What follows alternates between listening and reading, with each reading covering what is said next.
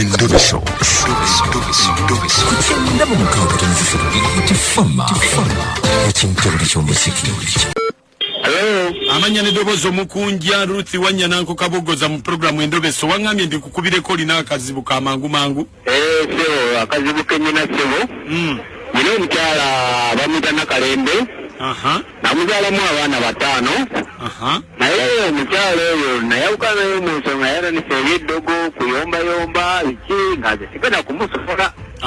Namuzaalamu abaana bataano nemulekera naye namulekera amaka gali gayaza okulidde ezirobwe. Amaka gali gayaza kulidda wa? Eridde ezirobwe.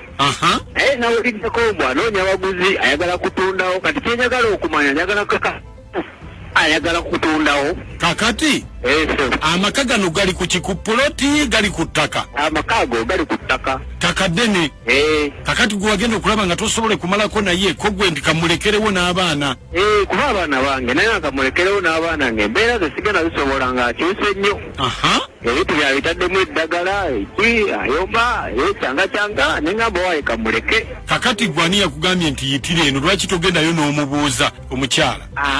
Mutabani wange omukulu yeyanzigiridde Endobeso madde sigimanyi era ndi naye wano. Kakati omukyala yaani? Nakalembe. Omulinamu abaana bameka? Abaana bataano. Kati gweyagala okwogeramu naye? Nze saagala kwogerako naye. Gweyagala kumanya kituufu oba atunda? Njagala kumanya kituufu oba atunda. Kale beerako ku ssimu tova. Kale so.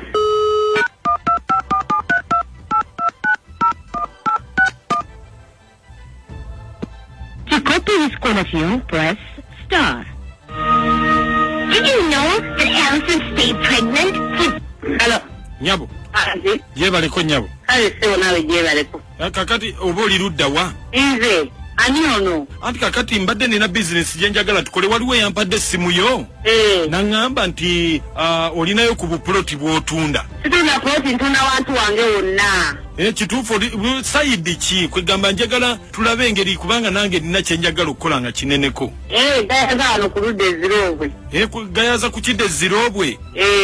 Kati kyenkana kikapuloti kenkana kimeka? Ploti abantu bakuwanenemu waliwo ennyumba. Wangi? Waliwo poloti waneneko kubanga buli ekimu kirimu n'ennyumba.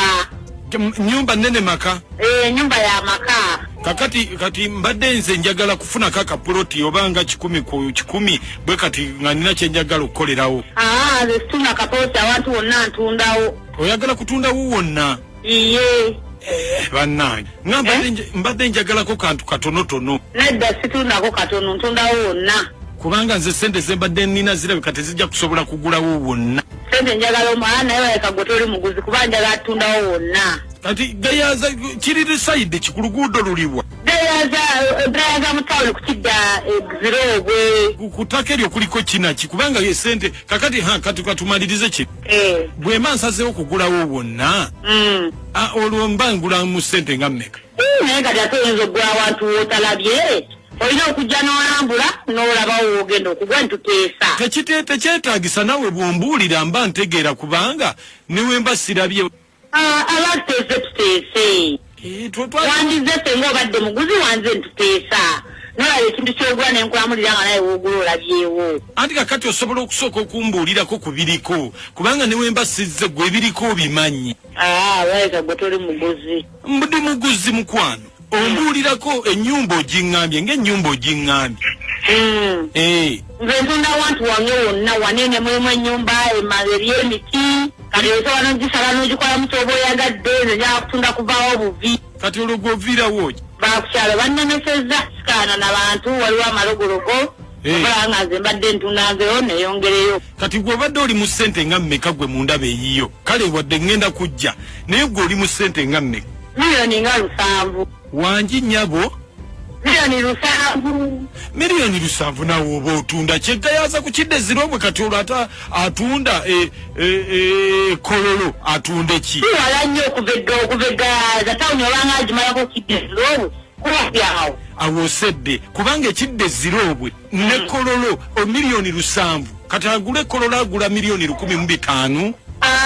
kati gwe katoli muguzi ekyo mukugambye abantu wonna ntundawo kyova awandibadde ojja nola bigiri kyogenda okugula nesereza enkwamuulira naye wadde sinaba kujja salako sisobola kusalako ku kintu kyotannalaba sisobola kusalira ku kintu kyotannalabako Nakalembe wangi naye onojogera ne Nakalembe omutuufu ndabanga omuntu ayogera ebintu ebitatakwatagana yenze yennyini Nakalembe gandi kuba eggalaza kukidde eziroobwe gandi awantu nfundawo kajja n'olaba awantu wentunda ntuteesa anti kati siganye miliyoni 700 nsobola oddukuwa naye waliwo ebintu byogula ne bibeerako ate olina baganda bo baagalawo olina ab'eŋŋanda otunze ettaka ly'ekijja ebintu ntubwe ebito byessaagala ate kuwera ennemba muki kati mba nina okufuna abantu abawerako omwami wo taata wo maama wo omwami wange yafa dda luto ebbanga ddene ng'afudde njagala kufunda wantu wange kuba omwami yandikira abaana balina okusoma kati nyagenda ngwaaisoleta otono osobola okuweerera abaana kanagaina ntundawo sente ezo omwami yafa teryawondera omwami wange zirafadde emyaka 10 kakati olwoba onoonya school fees z'abaana oba ogenda kuzimba walala ngenda kuggwako abesente mukyalo tuzimbeyo n'abaana basigale nga bagenda mu maaso n'okusoma ab'eŋŋanda bo z'omusajja tebaaveeyo ab'eŋŋanda omusajja bajja kuvayo kuba abaana kumpi 7 era tewali agaana kuba abamu ku balamu ojja kubajja kubeera wano nga tukola endagaano erakingurizizza balamu bo bajja kubeerawo abamu ku bo naye munnaye wandize nsooka tukebera ekitundu kino n'olwokola baki kyogula oba oli muguzi ngenda kujja naye kakati olwo ate abaana bwe balikula ne bantabukira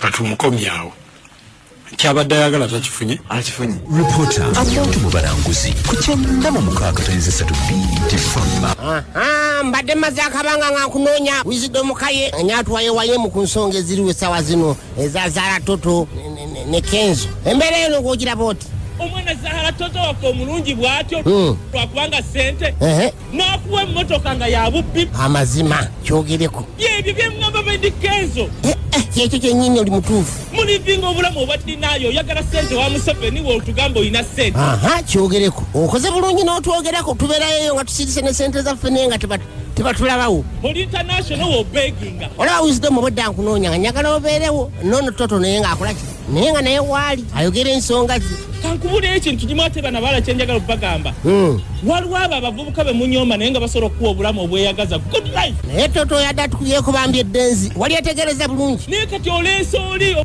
omutwe gulinganga seppiki ekisambi bitya ogubuto gulinganga faamu ya Museveni leka naawe omusajja gogamba alinga nvubuto mutuuka namutuuka mukwata please bebe I beg you bwagwa ku kigere kiringanga kyamuwa butwa waye okusikuwaana kuvuluga buvuluzi naatwala erisi Toto ensonga za bbaawo zoogerako ki kati ate ndi bulungi nanyo sina kye neetaaga ku ye genda maaso bujjako nze okubeera nga muwola sente zange zimugye mu makomera ge babadde nga bamusibamu nga yasiraanasiraana dda genda maaso ezize buli wazifuna zisula mabala nakuziwa bamalaaya kakati kati ali kunamanyiira asasulamu obubulogo butalina magezi Toto leka ate kutumanyiira ayinamu abasajja bajja bansinikirako amannyo oba twalina ssente tonsemberera n'okunirira kugenda kweyongerako envirizi zino tulina nampya muli awo mwasamu nikubukawike bwammwe leka nokutuvuluga fe abakaweke gwe tolina kiwaanyi nze kanyambala ebiwaanyi ebyange nzabyegulira Wisdom bubaka kiwandiyagadde okuwa Toto